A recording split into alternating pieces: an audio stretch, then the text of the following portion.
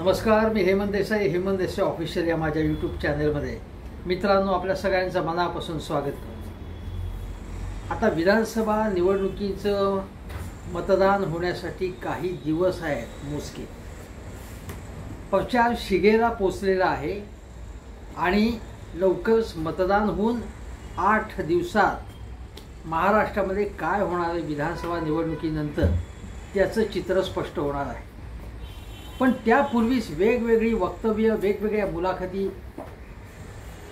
बघायला मिळत आहेत, वाचायला मिळत आहेत आणि त्यामध्ये एक मुलाखत ही देवेंद्र फडणवीसांची आहे। देवेंद्र फडणवीस त्या मुलाखतीत काय म्हणाले यापूर्वी मी तुम्हाला सांगतो की अमित शहा म्हणाले, 2-3दा म्हणाले, महाराष्ट्रात मी ठिकठिकाणी जातो आणि जिथे जातो तिथे म्हणतात लोक की देवेंद्र फडणवीस यांना विजय करण्यासाठी आपल्याला जोर लावायचा आहे, सगळे लोक प्रतिसाद देत आहेत, देवेंद्र फडणवीसांनाच विजयी करायचं म्हणून। नरेंद्र मोदी यांनी सुद्धा आपल्या प्रचार सभामधून देवेंद्र फडणवीस हेच मुख्यमंत्री होणार आहेत असं एक प्रकारे सूचित केलं। म्हणजे भाजपचंच सरकार येणार आहे। जाहिराती बघितल्या तर भाजप महायुतीचा संकल्प अशा जाहिराती येतात, म्हणजे भाजपचं नेतृत्व आहे, भाजपच्या नेतृत्वाखालीच एकनाथ शिंदे सरकार काम करत आहेत हे पुन्हा पुन्हा ठसवलं जात आहे।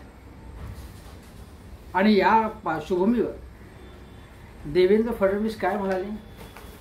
फडणवीस म्हणाले की मुख्यमंत्री कोण असेल, काय असेल हे महायुती निवडणुकांनंतर ठरवेल आणि ते केंद्र स्तरावरती ठरवलेले असं ते सगळे तीनही नेते सांगतायत आणि पुन्हा तिन्ही नेत्यांचे समर्थक वेगवेगळी वक्तव्य करतात। फडणवीस, अजितदादा आणि एकनाथ शिंदे यांचे समर्थक म्हणतात की आमचा मुख्यमंत्री म्हणजे देवाभाऊ मुख्यमंत्री होणार, दादा मुख्यमंत्री होणार, एकनाथ शिंदे मुख्यमंत्री होणार असे बॅनर्स लागतात असं त्यांचे समर्थक म्हणतात, नेते म्हणतात। आणि मग ते स्टेटमेंट आल्यावरती हे नेते म्हणतात की समर्थक उत्साहाच्या भरात तसं बोलतात, त्याला काही अर्थ नाही। परंतु देवेंद्र फडणवीस यांनी आता असं वक्तव्य केलेलं आहे की मला मुख्यमंत्री पदाच्या स्पर्धेत मी नाहीच आहे, ही शर्यतच नाही आहे। अध्यक्षपद असो भाजपचं, कारण त्यांचं अध्यक्षपदासाठी नाव होतं, पण JP नड्डांना अजून बाजूला केलं नाही किंवा झालेलं नाही ते। आणि मग देवेंद्र फडणवीस म्हणाले की मी त्या रेसमध्येच नाही आहे, ही रेस कसली आहे, रेस नाहीच आहे, मी भाजपचा एक कार्यकर्ता आहे, मी एक साधा नट आहे एवढ्या मशीनमधला आणि कुठेही फिट होतो म्हणे मी। आता मी तर ते नट आहेत हे वेगळ्या दोन अर्थाने बोलतो, उत्तम नट आहे देवेंद्र फडणवीस, उत्तम नट आहेत, असं दाखवतात की मला काही त्याच्यात काही मुख्यमंत्री पदात काही रस नाही, मी निरलसपणे काम करतोय पक्षासाठी, मी झोकून दिले पक्षासाठी आणि पक्षासाठी तुम्ही तळमळीने काम करताय, तुमच्यासारखे असंख्य नेते आणि कार्यकर्ते काम करतायत, पण तुम्हाला महत्त्वाकांक्षा नाही आहे असं कोणालाच वाटणार नाही। महत्त्वाकांक्षा तुम्हाला जबरदस्त आहे फडणवीस, तर तुम्ही काय बोलताय, काय त्याच्यावर कोणाचा विश्वास बसेल का, हे मला तुम्हाला सांगायचे, पुन्हा पुन्हा सांगायचे। आता बघा देवेंद्रजींच्या मुलाखतीतली काही वक्तव्य बघू। मुलाखत त्यांची जी प्रसिद्ध झाली आहे, ठिकठिकाणी झालेली वेगवेगळ्या मुलाखती दिल्या आहेत, त्यात एके ठिकाणी ते म्हणतात की 80% मराठा समाज हा पारंपरिकदृष्ट्या हिंदुत्ववादी विचाराचा आहे। हा कुठला शोध लावलाय त्यांनी? महाराष्ट्रातला जो 30-32% जो काही मराठा समाज आहे तो वर्षोनवर्ष काँग्रेस आणि राष्ट्रवादीच्या मागे उभा आहे, आणि जेव्हा तो काँग्रेस राष्ट्रवादीच्या मागे उभा असेल तेव्हा तो आहे तर ते जातीयवादी जातपातीचं राजकारण करतात असं म्हणायचं, आणि आता हे म्हणतात हिंदुत्ववादी विचाराचा आहे मराठा समाज। त्यातला काही पार्ट असेल, काही भाग असेल, पण मराठा समाज अख्खाच्या 80% हिंदुत्ववादी आहे, हे कोणालाही मान्य होणार नाही। तुमचे मराठा समाजामध्ये हिंदुत्ववादी विचार पेरण्याचे संभाजी भिडेंमार्फत आणि अन्य लोकांमार्फत वेगवेगळ्या संघटनांमार्फत प्रयत्न चालू आहेत, पण शाहू फुले आंबेडकर हा वारसा मराठा समाज इतर अनेक समाजांप्रमाणे मानतो, हे लक्षात घेतलं पाहिजे। दुसरं ते म्हणतात की मराठा आणि OBC समाजात दरी निर्माण झाली आहे, वर्षोनुवर्ष गुण्यागोविंदाने राहणाऱ्या दोन समाजात दुरावा निर्माण होणं हे परवडणार नाही। कोणी निर्माण केला हा दुरावा? मराठा आणि ओबीसीमध्ये कोणी भांडणं लावली आहेत?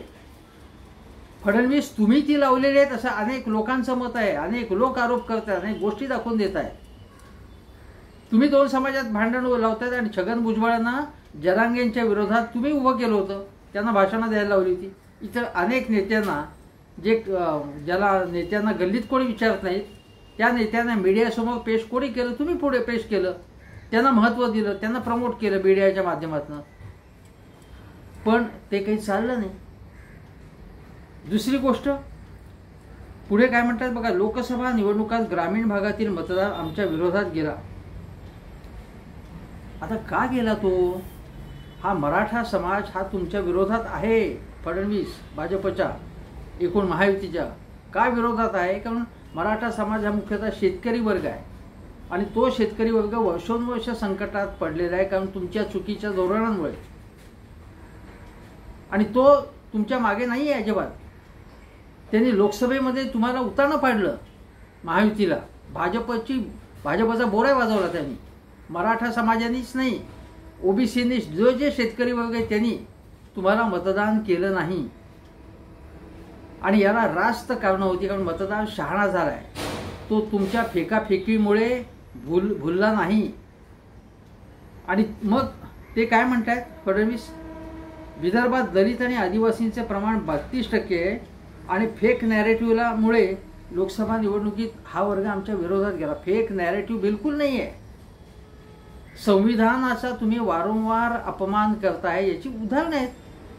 अजून एक उदाहरण सांगतो की व्होट जिहाद म्हणतात. आता व्होट जिहाद कसा काय? हिंदू असो, मुसलमान असो, शीख, ख्रिश्चन प्रत्येक वर्गातल्या व्यक्तीला मतदान करण्याचा अधिकार आहे. त्याला ज्याला वाटेल त्याला तो मतदान करतो. आणि तो ज्या प्रकारे मतदान करतो, जर तुमच्या विरोधात गेला तर तो व्होट जिहाद म्हणायचं तुम्ही? संविधानाचा हाच अपमान आहे असं म्हणणं हाच अपमान आहे. अनेक ठिकाणी तुम्ही बघा, आता निवडणूक आचारसंहिता चालू आहे, लागू आहे. अशा वेळी तुम्ही अनेक ठिकाणी छापामारी करता, ईडीच्या चौकशा लावता यावेळी. आणि या यंत्रणा स्वायत्त आहेत असं म्हणता तुम्ही, पण तसं नाही आहेत त्या स्वायत्त. अगदी धनंजय चंद्रचूड यांनी निर्णय दिला नाही पक्षफुटीचा. हे काय आहे? कशामुळे हे घडलं? कोणाच्या दबावामुळे घडलं? हे लोकांच्या मनातले प्रश्न आहे. म्हणून संविधानाचा तुम्ही वारंवार अनादर करताय. हे फेक नॅरेटिव्ह नाही आहे, हे खरं आहे की तुम्ही संविधानाचं तुम्हाला काहीही पडलेलं नाही भाजपला आणि महायुतीला.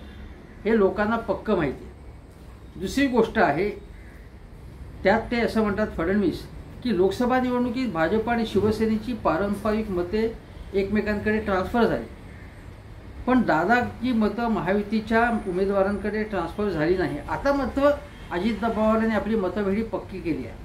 काय झालं असं? आता कशामुळे पक्की केली आहे त्यांनी ती मतपेढी? काही म्हणजे 3-4 महिन्यामध्ये एवढं फरक होतं? काय पुरावा काय याचा? त्यामुळे काहीही फेकाफेकी केली तरी त्याला लोक बळी पडणार नाही. अजून एक गोष्ट, वंचित बहुजन आघाडीला लोकसभा निवडणुकीत फटका बसला.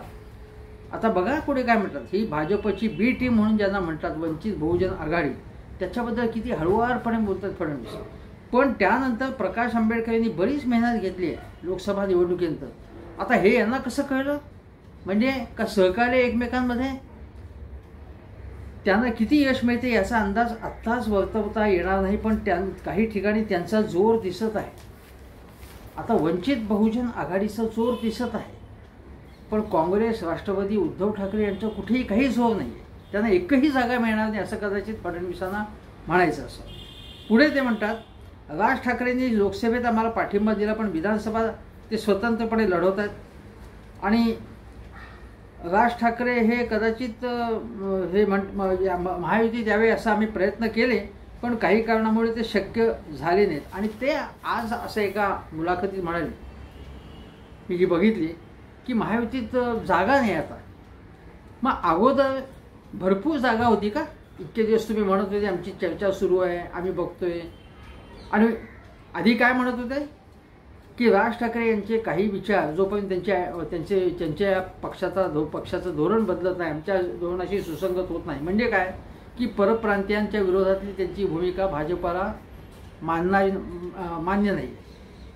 मग आता त्यांची भूमिका त्यांनी अधिकृतपणे थांबवली का? उलट त्यांची वक्तव्य असतात अधनमधनं की बाहेरून आलेल्या लोंढ्यांमुळे काही इथे कळत नाही, कोण येतं इथे, काय जमिनी ढापते, सरकारी जमिनीवरती अतिक्रमण केलं जातंय, फेरीवाल्यांचं आक्रमण, हे बोलत आहेत ते अजूनही. मग धोरण बदललेलं नाही त्यांचं. मग अगोदर तुम्ही म्हणत आहात की महायुतीमध्ये ते येऊ शकतात, आमची चर्चा चालू आहे, पण धोरण बदलायला लागेल, आणि आता अचानक म्हणते की महायुती जागाच नाही म्हणून. आधी काय म्हणत होतात की अमित ठाकरेंना आमचा पाठिंबा आहे, आता फडणवीस म्हणतात की आमचा पाठिंबा होता पण आता आम्ही काही त्यांच्या मागे नाही आहे. याचा अर्थ काय की एकनाथ शिंदेनी या बाबतीत जी भूमिका घेतली की बाबा सदा सरवणकर हेच आमचे उमेदवार असतील, आणि ते मागे हटलेले दिसत नाहीत, कारण सदा सरवणकरांनी आक्रमक भूमिका घेतली, आणि त्यामुळे मग आता सदा सरवणकरांना पाठिंबा देणं फडणवीसांना भाग पडलेलं दिसतंय. मग कारण सरवणकरांच्या मिरवणुकांमध्ये भाजपचे झेंडे होते. जर तुम्ही राज ठाकरेंना अधिकृत पाठिंबा दिला आहे, प्रकाश महाजन मनसेचे एक नेते हेही म्हणतायत की आम्हाला पाठिंबा आहे भाजपचा, मग आता तुम्हीच म्हणताय की आमचा पाठिंबा नाही म्हणून. म्हणजे तुम्ही टोपी फिरून राज ठाकरेंना दगा दिलाय का? काय म्हणायचं काय? म्हणजे तुम्ही तुमच्या मित्रपक्षांना नीट वागवत नाही, ही टीका नेहमीच होते, पण तुमच्या जवळच्या लोकांना सुद्धा तुमचा विश्वास वाटत नाही, आणि तुम्ही विश्वासघाती एक प्रकारे वर्तन करता. आता राज ठाकरेंना तुम्ही दगा दिला असं म्हणायला पाहिजे. आता याचं काय करायचं? फडणवीस तुम्ही सांगायला पाहिजे, तुम्ही खुलासा केला पाहिजे याबाबत. आता अजून एक गोष्ट सांगू. फडणवीसांनी सांगितलं की आम्ही महाराष्ट्रातली राष्ट्रपती राजवट जी आहे, राष्ट्रपती राजवटीसंबंधी म्हणजे 2019 मध्ये राष्ट्रपती राजवट उठवावी म्हणून आम्ही एक पत्र दिलं. ते पत्र शरद पवारांशी चर्चा करून ठेवलं होतं, त्या पत्राचं ड्राफ्ट, आणि ते पत्र राज्यपालांकडे पाठवण्यात आलं. आता याचा अर्थ शरद पवार आणि आमची चर्चा झाली होती, आम्ही एकत्रपणे सरकार स्थापन करणार होतो असं फडणवीस म्हणतात. शरद पवार हे भाजपला विरोध करणारी एक प्रमुख शक्ती आहे महाराष्ट्रात. त्यांची विश्वासार्हता धोक्यात आणण्यासाठी ही वक्तव्य केली जात आहेत फडणवीसांकडनं, अजितदादांकडनं केली जात आहेत, आणि याचं स्क्रिप्ट अजितदादा आणि देवेंद्र यांनी संयुक्तपणे लिहिलेलं आहे की शरद पवारांची ताकद जोपर्यंत कमी होत नाही तोपर्यंत आपल्या जागा वाढणार नाही. आता मुळात 2019 साली काय झाले याचा आत्ता काहीही संबंध नाही, लोकांच्या जीवनाशी त्याचा काही संबंध नाही, लोकांच्या प्रश्नांशी काही संबंध नाही. शरद पवार म्हणाले मी कोणीही नसताना मी जर पत्र लिहिलं की राष्ट्रपती राजवट समजा लागू करा किंवा उठवा, त्यामुळे जर निर्णय होणार असतील तर आनंदच आहे. मी कुठल्याही घटनात्मक पदावर नसलेल्या व्यक्तीचं पत्र त्याला काय महत्त्व आहे? ते विरोधी पक्षनेते सुद्धा होते ना शरद पवार, मग त्यांच्या विरोधी पक्षनेत्यांनी किमान पत्र द्यावं लागतं समजा की बाबा माझा या पक्षाला पाठिंबा आहे, आणि मग ते पत्र तो पक्ष दाखवून समजा भाजपला माझा पाठिंबा आहे असं शरद पवार विरोधी पक्षनेते असते त्यांनी दिलं असतं, तर मग राज्यपाल म्हणाले असते हां यांना बराच पाठिंबा दिसतोय त्यामुळे यांना सरकार स्थापन करण्याची संधी देऊ, त्यासाठी राष्ट्रपती राजवट उठवू. पण असं काहीच नव्हतं. मी शरद पवारांनी चपखल उत्तर दिलंय की माझ्या पत्राला जर एवढा अर्थ असता तर आनंदच आहे. दुसरी गोष्ट अशी की बघा, स्वतः संजय राऊत म्हणाले की फडणवीस हे खोटारडे आहेत, आणि त्यावेळी काय नेमकं झालेलं होतं ते माझ्या इतकं कोणाला माहिती आहे, कारण उद्धव ठाकरे यांचा मी प्रतिनिधी होतो आणि उद्धव ठाकरे यांच्या वतीने पवारांशी मी चर्चा करत होतो स्वतः, त्यामुळे त्या 2019 मधली प्रत्येक गोष्ट मला माहिती आहे. त्यापैकी अनेक गोष्टी फडणवीसांना माहितीच नाही आहेत असं राऊत म्हणाले, आणि राऊत या बाबतीत खरं बोलत आहेत असं माझं मत आहे. माझी माहिती सुद्धा ती आहे, कारण राऊतांना खरोखरच राऊतांनी फार महत्त्वाची भूमिका 2019 साली वठवलेली होती. आता दुसरी गोष्ट की अजितदादा म्हणतात की सत्ता स्थापनेच्या संबंधी बैठक झाली होती ती त्यावेळी अदानी होते, आणि फडणवीस तर म्हणतात तर अदानी नव्हतेच त्या बैठकीला म्हणून. म्हणजे अजितदादा खोटं बोलतायत असं फडणवीस म्हणतात एक प्रकारे. अदानी नव्हतेच त्या बैठकीला, जर अदानी त्या बैठकीला आहेत असं जर मान्य केलं तर महाराष्ट्रातल्या सत्तांतराच्या प्रक्रियेमध्ये एक मोठा उद्योगपतीचा महत्त्वाचा रोल वठवत असेल तर ते लोकांना धक्का बसणं स्वाभाविक आहे. पण फडणवीसच म्हणतात अदानी नव्हते तिथे. दुसरी गोष्ट, आता चांदिवली आयोगाच्या बद्दल फडणवीस वारंवार येऊन सांगतात की न्यायमूर्ती चांदिवली आयोग जो वसुली प्रकरण वगैरे जे होतं त्याबाबत जो आयोग नेमण्यात आलेला होता चांदिवली आयोग, त्यावेळी त्याबाबत म्हणजे चांदीवाल आयोग जो आहे, चांदीवाल आयोग, चांदिवली नाही, चांदीवाल आयोग न्यायमूर्ती, त्यांची मुलाखत अचानकपणे ABP माझावरती झाली. ती मुलाखत झाल्यानंतर चांदीवाल आयोगाच्या बद्दल म्हणजे अनिल देशमुख काय म्हणत होते की या आयोगासमोर यायला परमवीर सिंग यांनी आरोप केले, पण या आयोगासमोर ते आलेच नाही आणि या आयोगाने मला क्लीन चिट दिली आहे. तर या न्यायमूर्ती चांदीवाल यांनी इतक्या दिवसांतर निवडणूक विधानसभा निवडणुकीचं मतदान होण्याच्या अगोदरच्या आठवड्यात अचानकपणे, इतके दिवस येत नव्हते ते, वार्ताहरांनी 6 महिने प्रयत्न चालवला होता की चांदीवाल यांनी आम्हाला मुलाखत द्यावी असं त्यांनी चांदीवाल यांनी सांगितलं. 6 महिने मुलाखत दिले नाही, पण निवडणूक मतदान पुढच्या आठवड्यात आहे त्याच्या अगोदर बरोबर त्यांनी मुलाखत दिली आणि सांगितलं की मी काही अनिल देशमुखांना क्लीन चिट वगैरे दिले नाही, सचिन वाझेंनी त्यांच्यावरती अनेक आरोप केले होते वगैरे वगैरे. मी ज्या मुलाखतीवरून असं दिसत होतं, स्पष्टपणे दिसत होतं की चांदीवाल यांनी अनिल देशमुखांना एक प्रकारे त्याच्यात टार्गेट केलं होतं मुलाखतीमध्ये. आणि ही मुलाखत झाल्यानंतर म्हणजे ही मुलाखत कशा प्रकारे फिक्स करण्यात आलेली आहे हे स्पष्ट दिसत होतं. आणि लगेच मग फडणवीस आले कॅमेऱ्यासमोर आणि ते म्हणाले, बघा मी काय म्हणत होतो की अनिल देशमुख यांच्यावरती अनेक आरोप आहेत आणि आता चांदीवाल यांनी एवढ्या गोष्टी सांगितल्या तर CBI चौकशी करायची म्हणतात. ते मी अनिल देशमुखांना आणखीन बदनाम करण्यासाठी आणि त्यामार्फत शरद पवारांना आणि त्यांच्या पक्षाला बदनाम करण्यासाठी या आयोगाचा वापर करायचा. उघड राजकारण मीडियाच्या मदतीने केलं जात आहे, लोकांवरती मतदारांवरती प्रभाव टाकण्यासाठी केलं जात आहे. पण मी तुम्हाला सांगतो की लोकांचा याच्यावरती काडी मात्र विश्वास बसणार नाही, कारण हे फडणवीसांची ही तंत्र लोकांना माहीत आहे. हा एक मुद्दा झाला. नंतर बघा आता काय काय झालं. म्हणजे आता पहाटेचं सरकार जेव्हा आलं तेव्हा काय दिसून आलं की फडणवीसांना या ना त्या प्रकारे मी पुन्हा येईन असं आश्वासन त्यांनी दिलं होतं. म्हणजे त्यांनाच यायच होतं. लोकांनी काही म्हटलं नव्हतं या पुन्हा याच तुम्ही, नाही तर महाराष्ट्राचं काही गरज नाही. पण ते पुन्हा आले, पण 4 दिवसात त्यांचं सरकार पडलं. आणि मग फडणवीस काय म्हणाले 2.5 वर्षांतर मी पुन्हा येईन, तुम्हाला तेव्हाही सांगितलं होतं, परत एकदा सांगितलं होतं. लोकांनी न विचारता तेच म्हणत होते मी पुन्हा येईन, पुन्हा येईन. आणि पण मी 2.5 वर्षांतर आलो आणि 2 पक्ष फोडून आलो. मी एखादा गुंडांनी म्हणावं बघा मी 2 घरं फोडली, आज काल 4 घरं फोडली होती असं म्हटल्यासारखं हे आहे. अशा प्रकारे पक्ष फोडणं आणि याचा एक आनंद साजरा करणं, आनंद व्यक्त करणं हेच मुळात विकृतीचं लक्षण आहे. हे लक्षात घ्या तुम्ही. आता त्याच्यावरती म्हणाले की उद्धव ठाकरे यांचा मी बदला घेतला आहे. राजकारणात या प्रकारे बदला घेण्याची भावना महाराष्ट्राच्या संस्कृतीत नाही आहे, राजकीय संस्कृतीत. पण ही बदल्याची भावना, सुडाची भावना, द्वेषाची भावना पेरण्याचं काम मुख्यतः देवेंद्र फडणवीसांनी केले. त्यांच्या या विशेषतः 2019 अगोदरची प्रतिमा वेगळी होती देवेंद्रजींची. 2019 नंतर तपास यंत्रणा मागे लावून, ब्लॅकमेलिंग करून, दबाव आणून पक्ष फोडायचे, लोकांना आणायचं आपल्याकडे.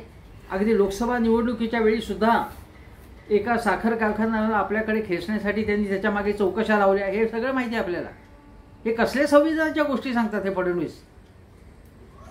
लोकांनी तर त्यांचं नाव तडफडणवीस ठेवलेले, सतत तडफडत असतात मला मुख्यमंत्रीपद नाही मिळालं म्हणून. एकनाथ शिंदेच्या हाताखाली मला काम करायला लागतंय.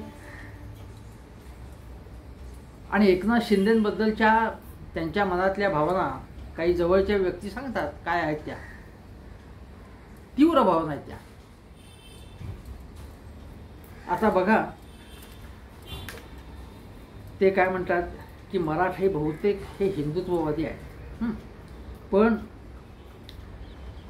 नितीन गडकरी हे काही मराठा समाजाला भिलन वाटत नाही, फडणवीस वाटतात.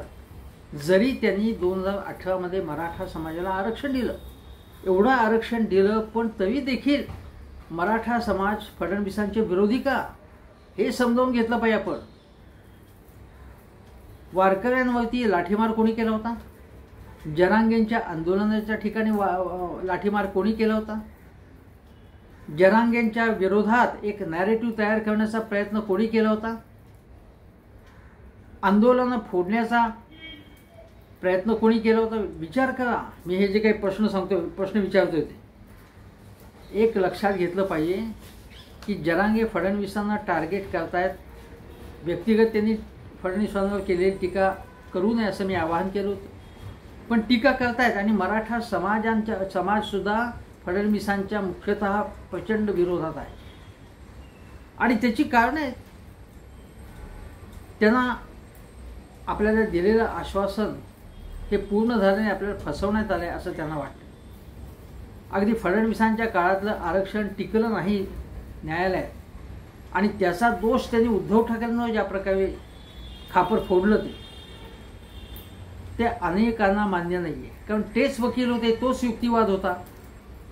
जर तेव्हा फडणवीस मुख्यमंत्री असते आणि असं झालं असतं तर, कारण काही परिस्थितीत फरक नव्हता. अशोक चव्हाण जे आता फडणवीसांचे दोस्त बनले, त्यांच्या महायुतीत त्यांच्या पक्षात आहे, तेच हा मराठा प्रश्न हाताळत होते. उद्धव ठाकरे हाताळत नव्हते, पण त्यांना दोष दिला जात नाही. हा उद्धव ठाकरेंना दोष द्यायचा. हे सगळं राजकारण आहे.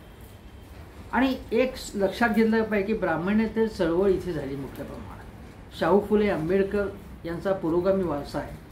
हे लोक जे आहेत, हा समाज देवेंद्र फडणवीस यांना आपला नेता मानणारच नाही. तो त्यांना जवळ करणार नाही. केवळ जरांगेंमुळे नाही म्हणत मी, तो समाज देवेंद्रना आपला नेता समजत नाही. त्यांना देवेंद्रबद्दल आत्मीयता नाही, प्रेम नाही आहे. हे कधी केव्हा आपल्याला दगा देतील असं त्यांना वाटतं. दुसरी गोष्ट आहे की देवेंद्र फडणवीस हे एक तर संघाच्या किंवा मोदींच्या मर्जीमुळे मुख्यमंत्री झाले.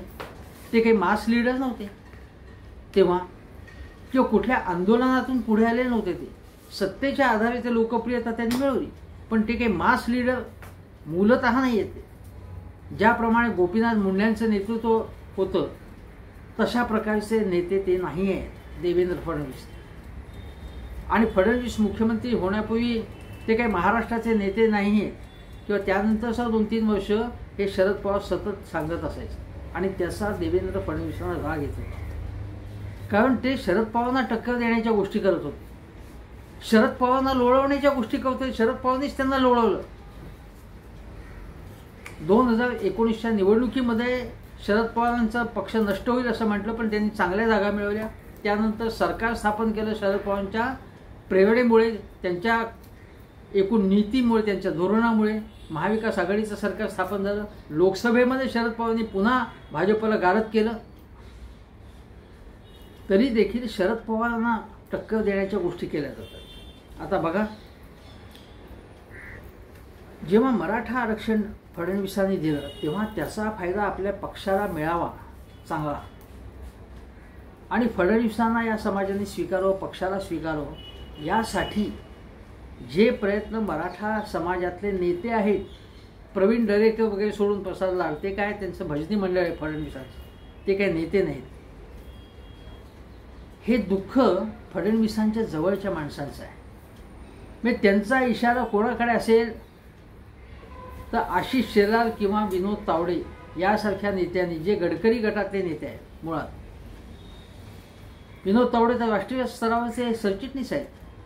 विनोद तावडेंना बाजूला केलं यांनी, फडणवीसांनी. त्यांना तिकीटच दिलं होतं, पण तेवीसवर त्यांनी न खचता राष्ट्रीय स्तरावर काम केलं. आणि आता त्यांनी असं वक्तव्य केलेलं आहे विनोद तावडेंनी की मुख्यमंत्री कोणी होऊ शकतो. म्हणजे राजस्थानमध्ये कसं झालं होतं, मध्य प्रदेशमध्ये एकदम वेगळीच नावं पुढे आली, तसं होऊ शकतं. आणि ते मुख्यमंत्री करताना काहीतरी सामाजिक विचार केला जाऊ शकतो असं विनोद तावडे म्हटलं. सामाजिक विचार याचा अर्थ फडणवीस यांच्यासारखा उच्चवर्णीय समाजातला नेता असेल असं नाही. म्हणजेच फडणवीस मुख्यमंत्री होणार नाहीत हेच अप्रत्यक्षपणे तावडे सुचवत आहेत. त्यामुळे लगेच चिडून जाऊन दरेकर यांनी बाईट दिला की महायुतीचाच मुख्यमंत्री होणार आहे असं सांगायचं ठरलंय. असं असताना अशी वेगळी विधानं का केली जात आहेत याबद्दल प्रवीण दरेकर यांनी लगेच वक्तव्य केलं. अर्थात दरेकरांनी मीडियासमोर हे वक्तव्य केलं आणि विनोद तावडेंच्या विधानाबद्दल नापसंती व्यक्त केली. हे त्यांना फडणवीसांनी सांगितलं असणार. फडणवीस आणि तावडे यांच्यात स्पर्धा आहे, जरी अधिकृतपणे कोणी सांगणार नाही आमच्यात स्पर्धा आहे म्हणून. उद्या विनोद तावडे, आशिष शेलार कोणी मुख्यमंत्री होऊ शकतं, गिरीश महाजन होऊ शकतात मुख्यमंत्री. जर सत्ता आली तर सत्ता येण्याची शक्यता कमी आहे, पण तरी देखील आपण काय लोकांच्या मनात आहे काय आपण ठामपणे काही सांगू शकत नाही. आता दुसरी गोष्ट तुम्हाला सांगतो की मराठा समाजातले उदयनराजे भोसले, हर्षवर्धन पाटील यांनाही भाजपत आणलं होतं, ते आता राष्ट्रवादीमध्ये गेलेत. पण धनंजय महाडिक, अनेक नेते, विजयसिंह मोहिते पाटील, रणजितसिंह मोहिते पाटील, चित्रा वाघ, आता हे विजयसिंह वगैरे सुद्धा आता सोडून गेलेले, दरेकर, लाड, राम कदम असे अनेक नेते हे फडणवीसांनी आपल्याबरोबर घेतले. धनगर समाजातले गोपीचंद पडळकरांना घेतलं, सदाभाऊ खोत सुद्धा बरोबर घेतले. हे सगळे यापैकी अनेक नेते हे शरद पवारांच्या विरोधात एक वेगवेगळे नॅरेटिव्ह तयार करणं, त्यांच्या विरोधात टीका करणं, उद्धव ठाकरेंना टार्गेट करणं यासाठी त्यांची मदत फडणवीसांना होत असते. पण फडणवीसांची अगोदरची जी प्रतिमा होती, एक प्रशासनावर चांगली पकड असलेला माणूस, शक्यतो स्वच्छ कारभार करणं, अनेक विकासाचे कार्यक्रम हाती घेणं. 2014 ते 2019 त्यांनी काही प्रयत्न केले विकासाच्या दृष्टिकोनात, आणि निदान असं सुडाचं राजकारण तितक्या तीव्रतेने केलं नाही फडणवीसांनी. पण 2019 नंतर या सगळ्या नेत्यांच्या मदतीने फडणवीसांनी वेगळंच राजकारण केलं. का सहवासाचा या नेत्यांचे परिणाम आहे मला माहिती आहे, का फडणवीसांच्या सहवासात त्या नेत्यांवरती परिणाम झाला हे आपल्याला कळायला मार्ग नाही. कोणीतरी याच्यावरती रिसर्च प्रोजेक्ट केला पाहिजे. मुद्दा असा आहे की फडणवीस आज जे बोलत आहेत ते शरद पवारांना टार्गेट करण्यासाठी, आणि बटेंगे तो कटेंगे याच्याबद्दल नापसंती, म्हणजे योगी आदित्यनाथ यांच्या कमेंटबद्दल अजितदादांनी नापसंती व्यक्त केल्यानंतर सुद्धा फडणवीस म्हणत आहेत की बटेंगे तो कटेंगे हा हिंदू समाजाच्या एकीकरणाचा कार्यक्रम आहे, आणि धर्मनिरपेक्षतेचं राजकारण, धर्मनिरपेक्षतेच्या नावाखाली हिंदुत्ववादी विचारसरणीच्या विरोधात जे राजकारण करतात त्या पक्षामध्ये अजितदादा इतके वर्ष होते, आणि त्यामुळे त्या विचारसरणीचा अजून त्यांच्यावरती थोडा पगडा पूर्ण नष्ट व्हायला वेळ लागेल. म्हणजे बटेंगे तो कटेंगे हे महाराष्ट्रामध्ये पंकजा मुंडे त्याचा विरोध करतात, अशोक चव्हाण विरोध करतात, अनेकांचा विरोध आहे, भाजपमधल्याच लोकांचा, अनेक नेत्यांचा विरोध आहे, कार्यकर्त्यांचा विरोध आहे की याच्यामुळे आपला तोटा होईल असं त्यांना वाटतं. पण भाजपला आता कदाचित किंवा महायुतीला असं वाटत असेल, किंवा विशेषतः भाजपला की आपल्या जागा कमी झाल्या तर 122 वरून 105, आता 105 वरून पुन्हा 50 वरती जर आपण आलो, लोकसभेमध्ये किती जागा मिळाल्या, फक्त 9 जागा मिळाल्या. तर आता जे जे फंडे वापरायचे मतं मिळवण्यासाठी, मग ध्रुवीकरण करायचं, मुस्लिम आणू नये, काँग्रेसवाले कसं करतात याचं एक नॅरेटिव्ह तयार करायचं, खोटे आरोप करायचे, चौकशा यंत्रणा लावायच्या, मागे जाहिरातबाजी करायची, जे जे करायचं ते सगळं करायचं, असं चाललंय. आणि त्याच्यातनं बटेंगे तो कटेंगे हे प्रचार चालू आहे, आणि त्याच्यामधून भाजपमधले मतभेद दिवसेंदिवस समोर येत चालले. फडणवीस यांच्या मुलाखती सगळीकडे येत आहेत, आणि त्यामध्ये ते वेगवेगळी विधानं करत आहेत. पण त्यामधून फडणवीस यांच्या नैराश्य असेल, फडणवीस जे फेक नॅरेटिव्ह निर्माण करतायत, समोर ठेवतायत, ते पुन्हा पुन्हा समोर येत आहेत. त्यांना पुन्हा यायचं आहे, पण मला मुख्यमंत्रीपदात काही स्वारस्य नाही असं म्हणतात. अगदी निरीच्छ झालेले ते, जणू काही साधू संतांच्या मार्गावरतीच ते चाललेले आहेत. पण लोकांना माहिती आहे की पुन्हा मुख्यमंत्री बनता न आल्यामुळे चिडचिड त्यांची होणं स्वाभाविक आहे, आणि त्या चिडचिडीला वेगळ्या भाषेमध्ये मुलामध्ये ते एक फेक नॅरेटिव्ह तुमच्यासमोर ठेवत आहे. पण याला माझ्या मते सुजाण मतदार, अगदी सामान्य मतदारसुद्धा बळी पडणार नाही. महाराष्ट्रापुढचे मुख्य प्रश्न कोणते आहेत, 2019मध्ये काय झालं, 2014 साली काय आलं, याचा काहीही संबंध नाही आहे. आज महाराष्ट्रापुढचे प्रश्न कोणते आहेत, महाराष्ट्राचा स्वाभिमान, महाराष्ट्रातले उद्योग, महाराष्ट्रातला शेतकरी, हे खरे प्रश्न आहेत. आणि हे सोडवण्यामध्ये महायुतीला अजिबात यश आले नाही. महायुती हे भ्रष्ट सरकार आहे आणि ते पाडलंच पाहिजे, म्हणजे त्यांचा पराभवच केला पाहिजे. हे मी स्पष्ट मत पुन्हा पुन्हा तुमच्यासमोर मांडतो आहे. मी अशी हेही चांगलं तेही चांगलं अशी भूमिका घेणाऱ्यांपैकी नाही आहे. मी स्पष्ट सांगतो आणि तुम्हाला आवाहनही करतो. हे आता इथेच थांबतो. हेमंत देसाई ऑफिशियल हा माझा यूट्यूब चॅनल बघा, शेजारचं बेल आयकनचं बटन दाबा, सबस्क्राईब करा आणि व्हिडिओ जास्तीत जास्त लोकांपर्यंत पोचवा. नमस्कार, धन्यवाद.